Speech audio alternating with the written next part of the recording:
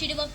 இத்தகைய சிறப்பு மிகுந்த காமராசர் அவர்கள் 1975ஆம் ஆண்டு அக்டோபர் திங்கள் 2ஆம் நாள் தூங்கிக் கொண்டிருக்கும் பொழுதே துயில் எழுதினார். காமராசர் மறைந்தவுடன் அவர் வசித்த வாடகை வீட்டை வீட்டின் உரிமையாளர் எடுத்துக்கொண்டார். பயன்படுத்திய காரை காங்கிரஸ் எடுத்துக்கொண்டது. உடலை அக்னி எடுத்துக்கொண்டது. ஆனால் அவருடைய பெயரை மட்டும் வரலாறு எடுத்துக்கொண்டது. ஏழைகளின் அறிவு பசியை போக்க அவர்களது வயிற்று பசியை போக்கியவரே. பள்ளிகள் பல திறந்து தம் பதவியில் சிறந்து இறந்தும் வாழும் ஏழை பங்காளரே, உங்களால் வாழுது அறமே, உங்களை பாடுவது எங்கள் வரமே. அவர் நிறமோ கருப்பு, தரமோ சிறப்பு, அவர் 6 அடி உயரம், அவரால் ஏழ்மைக்கை துயரம். அவர் பெரிதாக ஒன்றும் படிக்கவில்லை, அவரை படிக்காதவர் என்று எவரும் இல்லை.